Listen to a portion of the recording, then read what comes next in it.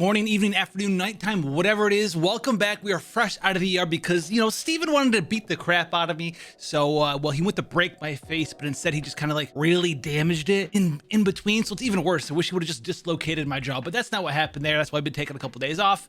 Welcome back, guys. Now, today we're going to be talking about Kokomi, or you might have heard it, Kokopium, all right, out there. Now, people are saying that she's absolutely useless. I disagree with that. Now, she does have some big weaknesses. We're going to be talking about those today. We're also going to be talking about her strengths. Free-to-play players out there, you're going to have a good time with this character. She's incredibly easy to build, and we're going over a rough build for this character and give you kind of what the expected power you can see out of this character will be in the future. So if you're a big Kokomi fan, this is going to be something that you guys can really down on. If you're like on the fence, hopefully this is something that can help you guys out as well. Like the video, go ahead and leave a like, come back for more, hit the subscription button with that notification bell turned on, and get Steven out of this video because he's abusive.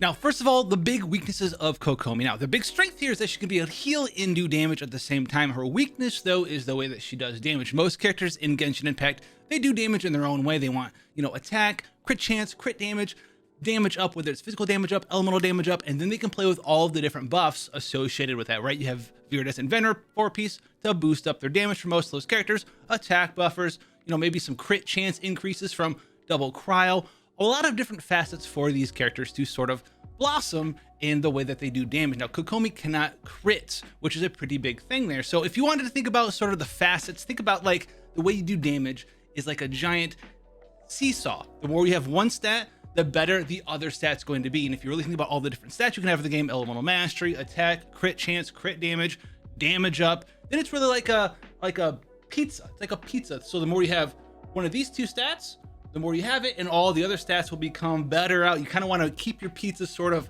tilted zero at all. If you really could do that, that's the best way to do damage. Now, Kokomi not having access to being able to crit chance and crit damage aren't there for her. So it's a lot harder for her to go ahead and boost up her damage. Also, at the same time, a lot of her damage doesn't really come from boosting attack as well. She's got nice multipliers. However, boosting her attack isn't going to give you the same amount of damage increase that boosting her HP will, and we just don't have a character that exists like that right now. So there's really three main ways you can sort of boost her damage. You have elemental damage up, in her case, hydro damage up. You have having higher HP. Attack will affect it, but barely.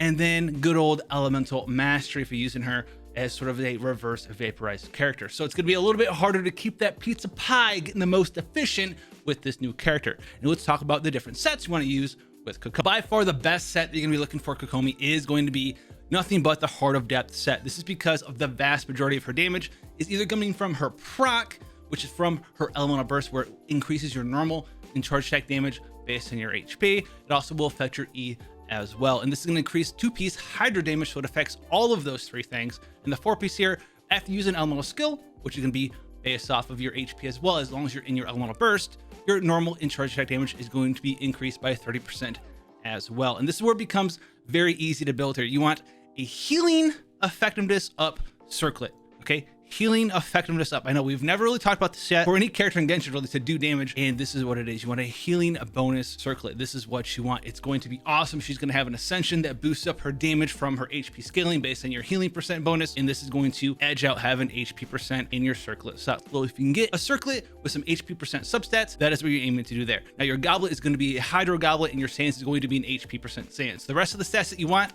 you're looking for HP and a little bit of energy recharge because her elemental burst costs 70. That's gonna help you guys out a ton there. Now, on top of that, if you are going for some elemental mastery in your squad for Kokomi, because you are using someone like good old Xingling, right, with the Guoba, someone who can produce pyro for her to sort of reverse and vaporize off of with her charge attacks, then you also want a little bit of elemental mastery. But outside of that, three stats: EM, HP up, a little bit of energy recharge as well. Can you get some attack in there as well?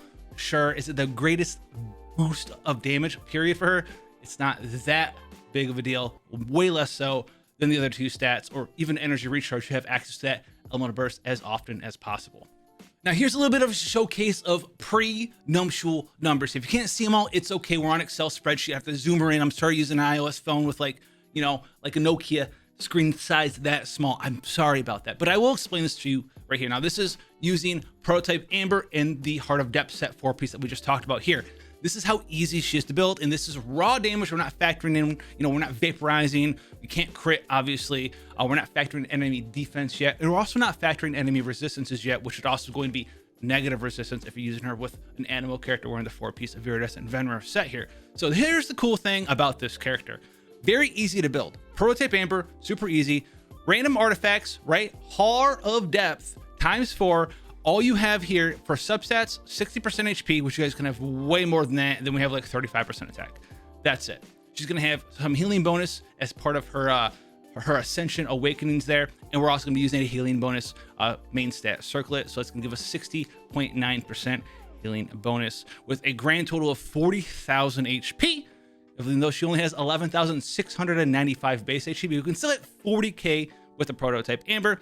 This can give us a significant boost in damage from our bonus stats from our HP bonus for normal and charge attacks, as well as the E as well. So you're looking at around 20,000 damage for your normal attacks, 1, 2, and 3 combo. Your charge attack doing 26,000. Now, this is pretty significant if you're brand new to the game. Obviously, if you're a long time standing player, you probably have done way more than this with a great many of main DPS characters, which is totally fine. That's not her role, although it's like sub her role. She wants to do damage and heal at the same time, and like I said, you're kind of playing that pizza pie thing. However, this isn't using every facet known to this character. Now, this is pretty low, but it's pretty easy. This is Prototype Amber. All right, on top of that, you could also boost up your damage with Elemental Mash. You're really going in there, start reverse vaporizing your charge attacks, right, with a significant amount of Elemental Mastery there, 4-piece Viridescent Venerer set. If you want to make Kokomi main your DPS of choice, as long as you can get the energy up, you could be looking at, 50, 60k, 70k damage there. I'm sure at some point you'll see someone Bennett buff, Mona alt, Viridescent Venerer set, random pyro attack from some held item somewhere. I don't even know. They'll throw in Woe Buff It from Pokemon or something. You'll see someone hit like 100k in the right circumstances. Is that the generic thing that you should be expecting from this character? No, definitely not. Can you hit 50, 60, 70k with the right team setup, with reverse vaporize and stuff? 4-piece VV set, all those buffs ready to rock and roll, right? Big Kazhood, C6, everything maxed out, ready to rock and roll, giving even more damage up there. You're gonna be able to do some pretty nice stuff with her in those scenarios. Is that going to be an average scenario? No. Is it a scenario that's going to exist if you watch some certain YouTube videos over time? Yeah, dude, it's not that hard to do. You just go ahead, hit him with an auto attack, swirl him with good old Kazhub, spread all that stuff, give her damage bonus, bring Bennett out, E, Elemental Burst, swap over Kokomi, hit that Q, and then charge attack. Wow, 100k. You've done it. You made a nice little YouTube thumbnail, so to speak there. But is that what she's going to be doing on every single attack? 100% not. Expect more, around 70k with the right sort of well-built characters with a charge attack there. And here's really comes down to DPS though, is you're going to be doing 70k in every single charge attack. Yeah, but then you're not doing your normal attacks, and there's only certain characters that can really give her the pyro damage required off the field so she can charge attack. You're really looking at either Yoimiya with her Elemental Burst up or Guoba from Xingling to really do that off the battlefield damage right now. In the future, there could be another character that could do that as well for you with this character, which would give you a third character that would allow you to sort of do this off the battlefield damage. Now, one other thing I want to touch on here is the new 5-star book. Now, the new 5-star book, if you're Kokomi main, do you need this? So this is Prototype Amber. This is like R1 Prototype Amber, right? Because you don't gain any more damage, you don't gain any more HP percent from Prototype Amber here. If you get the new weapon, what's the damage changed to? Is it significantly more?